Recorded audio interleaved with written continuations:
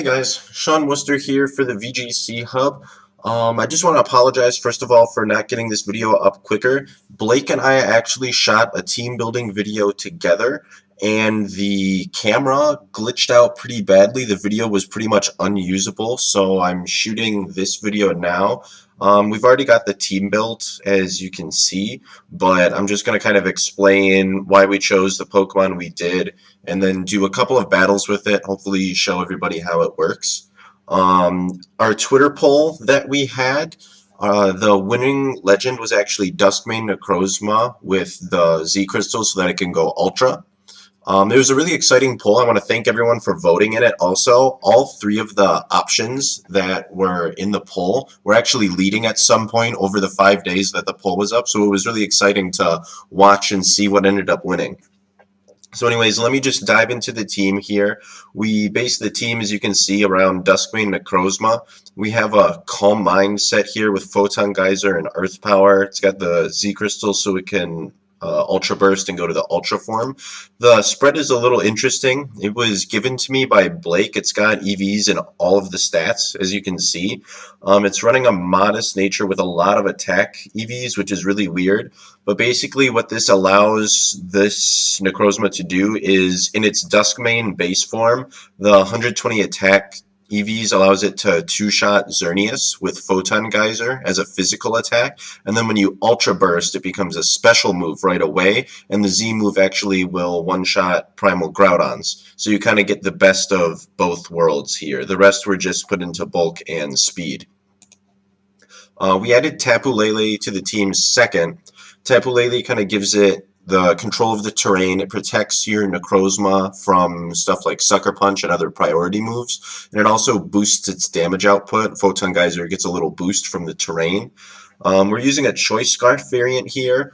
We have Psychic for Psychic Stab, and then we have Moonblast and Dazzling Gleam. Dazzling Gleam is not normal on Tapu Lele, but it is on the Scarf variants, because if you have to lock into an attack, sometimes it's good to be able to hit both Pokemon. We went with Shadow Ball in the last slot. Psyshock is a pretty popular one here to hit Xerneas and to hit Kyogre, but with the Scarf, I figured we were outspeeding those Pokemon anyways, and Psychic actually does a little bit more to Xerneas than Psyshock does before it sets up a Geomancy. We ended up going with Shadow Ball to hit Lunala. Xerneas is what we added next. Xerneas kind of checks a lot of the things that Necrozma is weak to. It'll hit stuff like Yveltal super effectively, and it threatens to set up a Geomancy. We have Calm Mind on our Duskmane and Geomancy on the Xerneas, so both of the Pokemon are actually threatening to set up at all times during the match. We went with a really basic 252 spread with Timid. I do have other spreads that I like for Xerneas, like more physically bulky ones that can take Dragon Ascent, or there are some special bulky ones that can take like Gengar's Sludge Bomb, for example. But I figured with 2 Intimidate Pokemon and Fake Out and Redirection, I wasn't too worried about needing to survive a Rayquaza's Dragon Ascent. So we just kind of made sure the Xerneas could hit as hard as possible and then outspeed as much as possible. Incineroar is pretty basic. It's on a lot of teams right now, and it's just a very useful Pokemon in general. It has Intimidate, it has Fake Out, which can allow our 2 restricted legends to set up a little more easily. It's got a slow U-turn, so it can cycle in and out and kind of get the 2 restricteds in for free and reposition, and also lets it reuse Intimidate. It's really nice when you pair it with the Salamence that we have. You can just U-turn and just get 2 Intimidates on the field immediately, which is really nice. We do have Snarl for the Dark move here. It's nice to be able to weaken opposing Xerneas' damage output, but also Knockoff was pretty popular in Sun Series and Moon Series, but since Red Orb and Blue Orb are things now, Mega Stones are things now, Knockoff becomes a lot less useful, rather, so we decided to go with Snarl. We added Amoonguss next. Rage Powder is really nice, again, because both of our restricted legends have setup attacks, so Rage Powder allows us to really take full advantage of that. Spore can do kind of the same thing. It can put stuff to sleep, and it just makes sure that you have as many opportunities to set up as possible, which is kind of a common theme of this team. Clear Smog is here to just erase opposing Xerneas' boosts. Grass Knot, we thought about for a little bit. We decided to put it on to make sure we could hit opposing Kyogre, but we might end up switching it to Protect later to make sure that Amoonguss is always in a good position to be doing what it wants to do. It's also nice, it kind of allows you to lead Amoonguss and not just get faked out on the first turn, so that's another added benefit of Protect if we decided to go that route.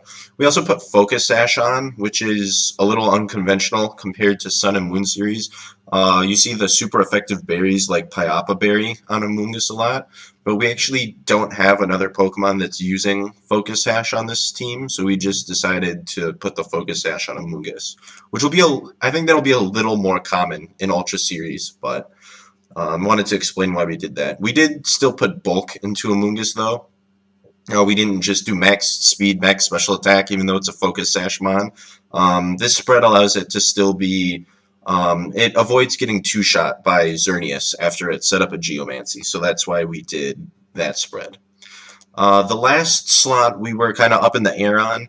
We thought about Mega Kangaskhan for a little bit as another fake-out Pokemon, but we instead decided to go with Mega Salamence. We really liked that it gives our team speed control in Tailwind, and it also has Intimidate as well as Incineroar, so it allows us to really weaken opposing physical attackers and make sure that we have, again, as many opportunities to set up as possible.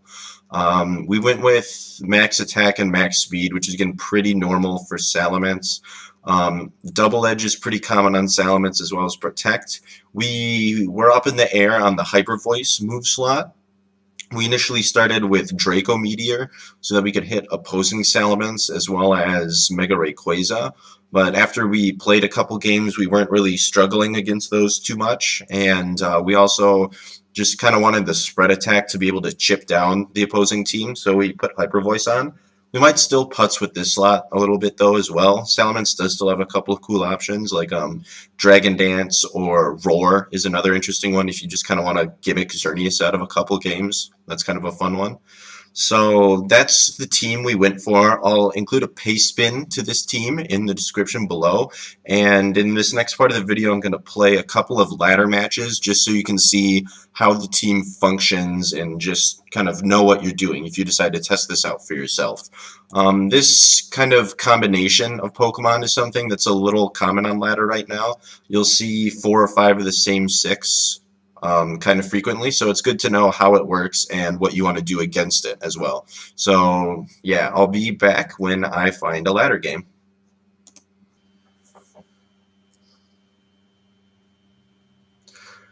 Alright, we found our first match here. It looks pretty... It's actually the same exact 6 Pokemon that we have, so that's not what I was expecting. Normally people sub out the Salamence slot for a Kangaskhan or the Lele slot for Coco or something. It's normally not all 6 of the same Pokemon.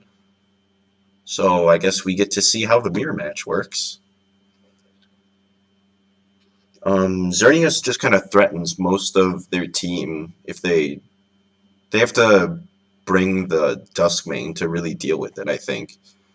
Amoonguss threatens Xerneas also, but Incineroar and Salamence and Tapu Lele and Necrozma all really heavily threaten Amoonguss. So I think Xerneas is just going to be our path to victory here. So I'm going to lead Xerneas and Incineroar. And then I'm going to have Duskmane in the back. Salamence is pretty ineffective against most of this team. He's 2 intimidates just like we do. So I want Lele or Amoonguss. I think I want Lele, because that'll boost my damage output and let me try to one-shot the Amoonguss. I wonder if they're Sash or if they're Pyapa Berry.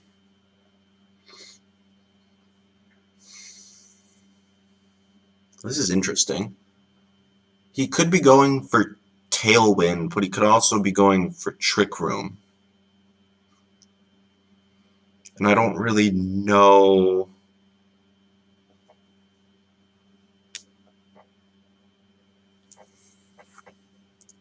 which one is more dangerous. I'm going to go into Duskmane and fake out his Necrozma. Yeah, he went for Tailwind. It's probably just a Calm Mindset like we are, but Trick Room is just way scarier for us if it goes up because he can just spore our entire team, so I didn't want to deal with that.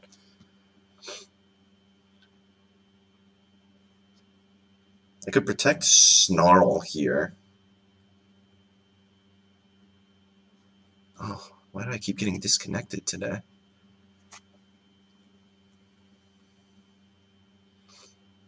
Alright, I'm gonna protect... I think that is what I'm gonna do. I don't expect him to be the weakness policy variant. That's interesting, he's not mega evolving his Salamence. I don't know why. I guess he just wants to keep the Intimidate option open. But yeah, he is a Calm Mindset just like we are. So Snarl is just going to make sure his special attack doesn't rise ever. So I'm just going to keep firing it off as long as he lets me. He has to Mega Evolve his Salamence if he wants to do any real damage to the Incineroar, I think. So I'm just going to keep snarling. I don't see any reason to not do that right now. So he bursts with both. Okay, Incineroar survives. I get a Calm Mind up for free. And his damage output is just really cut right now. So that's really good for us. It's like really tempting to Ultra Burst, but I don't think I can. Because if he has Xerneas... Well, maybe I can. Because if I burst, his Tailwind is about to end. So then I'll still outspeed his Xerneas. And I can one-shot with the Z move. So I think I'm going to do that. I'm going to go after his Salamence and then just U-turn off of the Necrozma.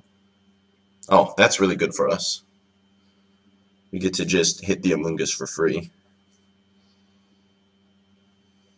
And he was not Sash or Pyapa Berry. Interesting. Do I bring him my Xerneas right now? I think I do. And he brings in his Xerneas. Okay.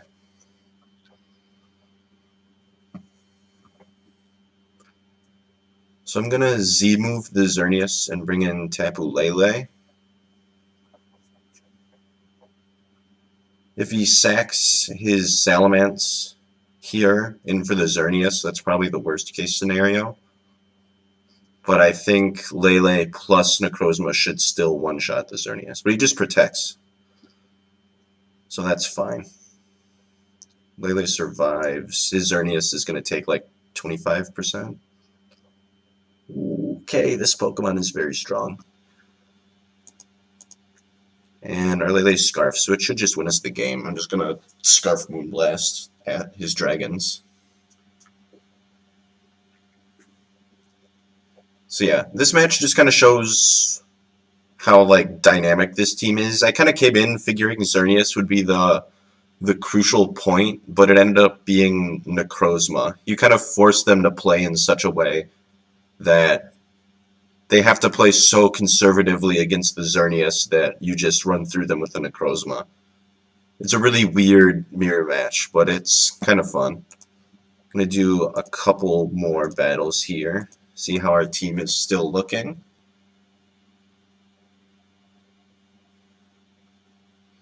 Okay. Third game, a pretty standard Xerneas Groudon team composition. You'll see these 6 a lot the more you ladder. Sometimes Coco is in the Feeny slot, but otherwise these teams are pretty similar for the most part.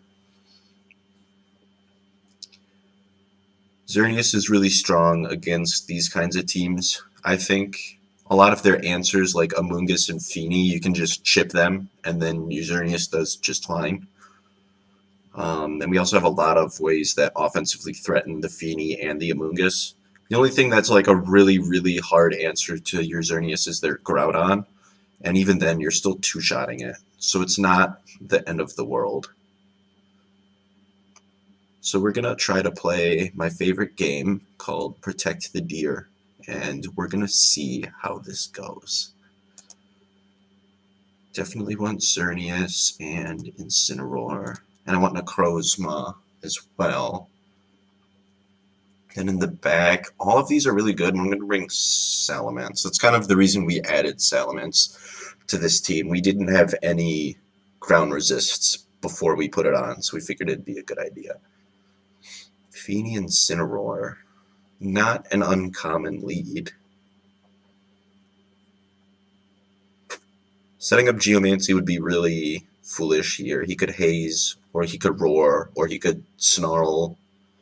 There's just way too many things he could do.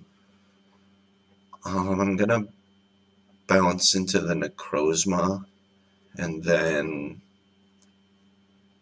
fake out the Feeny. I don't want him to get a Nature's Madness off if I can prevent it. Okay.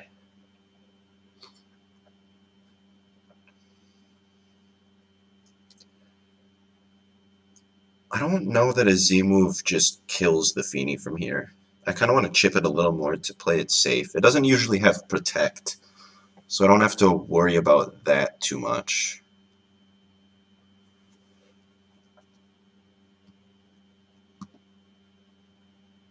Also kind of want to keep the Steel typing in case he's got Xerneas in the back.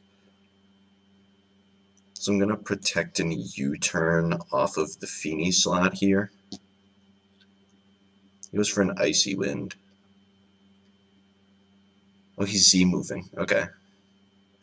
Z-move Incineroar is really common, but I'm not a huge fan of it, honestly. I get why people use it. It hits Bronzong and Ultra Necrozma and Cresselia really hard, but it's been pretty underwhelming in my testing. I'm just gonna go into Xerneas, I think, here. It's been pretty underwhelming in my testing. I've ended up liking the berry version a lot better because it just lasts so long into the match. It's really nice. Do I want to burst here? Because if he Icy wins, he's going to outspeed me with the Xerneas. I think I do. I'm going to Dazzle and Photon Geyser at the Feeny slot. Okay, yeah. I think he was scared of me doubling into the Incineroar slot with, like, Earth Power. I should put Feeny into berry range. Yeah, okay. And he goes for Haze, which is understandable. He doesn't want me to set up the Geomancy. That's a very reasonable play, I think. He could just Haze again. Wait, his Feeny was... Okay, never mind. That was last turn. He could just protect Groudon here.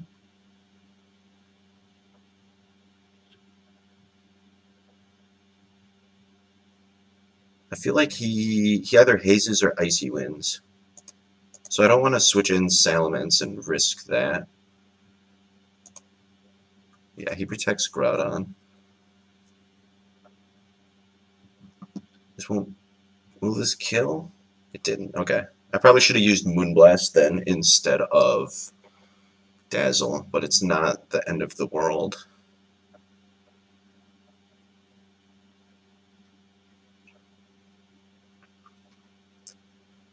I'm going to attack into the Groudon slot with Earth Power. And then bring... What is he? Is he going to outspeed me? He needs to be pretty invested in speed to get by my Necrozma. I'm going to bring Mence in. Even if he gets by me, I don't think Precipice will kill at -1. He's +1. but it didn't matter. Oh, wow, he survived that. Okay. Okay, this is really good for us, because now we can put in Xerneas, we can Geomancy and Hyper Voice at both his mons. So that ended up working out almost perfectly for us. It's actually probably beneficial that his Groudon survived rather than getting KO'd for this exact reason. If it had been KO'd, he would have been able to swap in something for free. Yeah, he just forfeits. I'm assuming the Xerneas was his last Pokemon. Alright, so this team functions how most teams in Ultra function, really. You have your 2 restricted legends, and you just want to support them as much as you can. We have extra damage, fake out, redirection, sleep-inducing moves, tailwind, spread attacks for chip. This team has a little bit of everything. Sometimes you protect the Necrozma, sometimes you protect the Xerneas. So this is a really good team to learn with, I think. Yeah, I'm glad we could do a couple of battles and show you how the team worked. Once again, I'm really sorry you didn't get to see the actual team building process. Our last video kind of glitched out, so there wasn't really much we could do about that. That being said, this was my first time doing narrated battles in front of everyone, so if you have any comments or criticism or anything like that, put them in the comment section below, let me know. I'm happy to take all of those into account and try and improve a little bit for next time. Otherwise, next time, I definitely hope to show you some real team building. Hartford Regionals, or not Hartford, Daytona Beach Regionals is this weekend, so hopefully we'll have some VGC results to cover really quickly in our upcoming videos also. So thanks to everyone for tuning in, and I'll see you on the next video. See ya!